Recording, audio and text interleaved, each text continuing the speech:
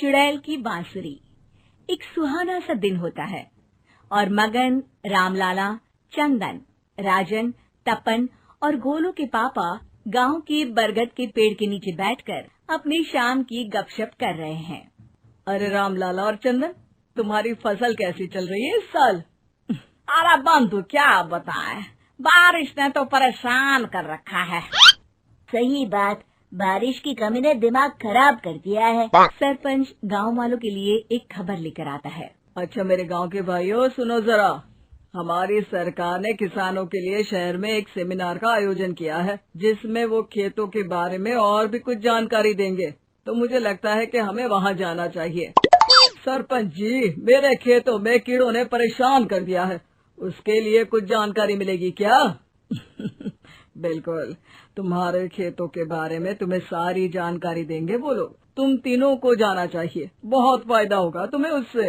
ये कहकर सरपंच वहाँ से चला जाता है और तीनों सोचते हैं कि वो शाम के वक्त मैदान पर मिलेंगे और वहीं से रवाना हो जाएंगे। तीनों दोस्त मैदान पर मिलते हैं और जैसे ही निकलना शुरू करते हैं तभी एक बांसुरी की आवाज सुनकर वो भी उसी ओर सम्मोहित स्थिति में चलना शुरू कर देते हैं। कुछ बच्चे हर बार की तरह अपना दोपहर का फुटबॉल का गेम खेल रहे हैं। पकड़ लिया, पकड़ के दिखा मुझे, इतना भी नहीं कर सकता। अच्छा, कितना भागेगा? आखिरकार तो मेरी पकड़ में आ ही जाएगा। हाँ, तुझे पता नहीं तपन, राजन कितनी तेज दौड़ लगा सकता है। खेलते खेलते अचानक से एक बांसुरी की मीठी आवाज सुनाई पड़ती है। सारे बच्चे उसका पीछा करने लगते हैं। शाम हो गई है और बच्चों के घर न आने की वजह से उनकी माँ मैदान में पहुँच जाती है। राजन बेटे, अरे ओ राजन बेटे, किधर चले गए? इतनी देर हो गई, घर वापस क्यों नहीं आए बेटे? तपन बेटा, चलो घर, शाम हो गई है, कितना खेलोगे? और गोलू, ओ गोलू! तीनों की माँ एक दूसरे को देखने लगती है और उन्हें एहसास होता है कि उन तीनों के बेटे घर आए ही नहीं। अरे राजन और गोलू की मम्मी, आप इधर? राजन और गोलू घर नहीं आए क्या अभी तक? नहीं तो दोपहर में राजन मुझे बताकर गया था कि वो तपन और गोलू के साथ खेलने जा रहा है।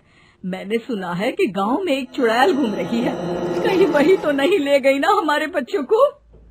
ऐसा कुछ नहीं हुआ होगा, हम तीनों अलग अलग जगह ढूंढते हैं, इधर ही खेल रहे होंगे तीनों बच्चे। ये कहकर तीनों बच्चों की माएं उन्हें ढूंढने निकल गई। बहुत देर हो गई और फिर भी तीनों बच्चे मिले नहीं।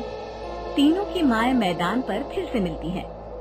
सुनिए जी, ये तीनों मिल ही नहीं रहे हैं और मेरे दिमाग में बहुत बुरे बुरे ख्याल आ रहे हैं। आप चिंता मत कीजिए, हम सरपंच से जाकर बात करते हैं, वो हमारी मदद करेंगे। गोलू की माँ सही कह रही हो, चलो चलते हैं।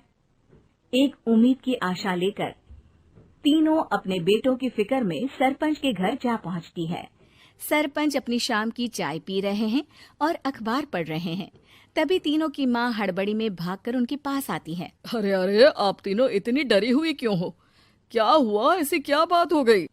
तिवारी जी, हमारे लड़के दोपहर से खेलने गए हैं और अब तक लौटे नहीं हैं।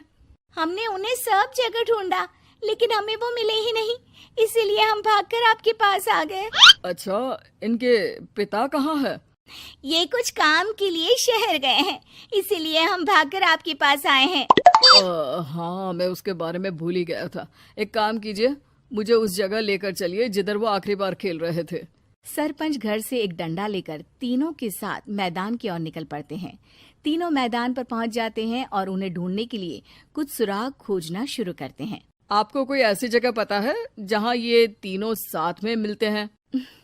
नहीं जी, ऐसी तो कोई जगह नहीं पता। अचानक से वही बांसुरी की आवाज आना शुरू हो जाता है और सरपंच सम्मोहित होकर उस आवाज की तरफ जाना शुरू कर देते हैं। अरे तिवारी जी, आप ठीक तो हैं? कहाँ जा रहे हैं? अरे ओ तिवारी जी, वो हमें सुन नहीं पा रहे हैं क्या?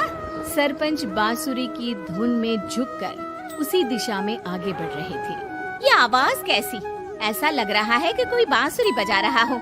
हाँ, सरपंच जी भी उसी दिशा में जा रहे हैं। सरपंच का पीछा कर तीनों मैदान के टूटे हुए बंगले पर पहुंच गए और सरपंच के पीछे दरवाजे के अंदर घुस गए। तीनों बंगले के अंदर झांकते हैं तो देखते हैं कि बहुत अच्छे से संभाला गया है बंगला। उतने में एक हंसी की आवाज आती है। मेरी बांसुरी, तूने मुझे आज तक कभी तंग नहीं किया। हमेशा अपने जादू से लड़कों को खींच लाती है। ये बोलते ही राजन की माँ को तीनों बच्चे और उनके पिता वहाँ चुड़ैल के पास लेटे हुए दिखते हैं। अरे वो देखो गोलू के पापा। अरे रे। अरे गोलू की माँ, आप चुप रहिए ना जरा। उस चुड़ैल ने देख लिया तो हम भी फंस जाएंगे। इन्हें बचाएगा कौन? लगता है ये शहर गए ही नहीं और इस चुड़ैल ने इन सबको भी यही बुला लिया है। अब हमें इन्हें छुड़ाना होगा। एक काम करते हैं। राजन की मम्मी गोलू और तपन की मम्मी को एक प्लान बताती है। बिल्कुल सही कह रही हो राजन की मम्मी। चलो आज इस चुड़ैल को मजा चखाते हैं। तीनों माएं अपने छुपने की जगह से बाहर निकलती हैं और एक्टिंग करना शुरू कर देती है। ये तो बढ़िया है। अब इसका असर औरतों पर भी हो रहा है। वाह जी वाह। तीनों माएं चुड़ैल की थोड़ा करीब आती हैं। राजन और गोलू की माँ चुड़ैल को पकड़ लेते हैं और तपन की माँ बांसुरी हाथ से पकड़कर तोड़ देती है। अरे पागल औरत, ये क्या कर दिया? मेरी बांसुरी को तोड़ दिया। अब मेरी शक्तियाँ खत्म हो जाएगी। तुम्हें तो अरे तुझे क्या लगा चुड़ैल कहीं की हमारे बच्चों को और पतियों को हाथ लगाएगी तू? बांसुरी टूटने की वजह से चुड़ैल खाक होकर गायब हो जाती है और सारे लोगों की आंख खुल जाती है। सब अपने परिवार को लेकर उस बंगले से बाहर निकल जाते हैं। कहते हैं ना, नारी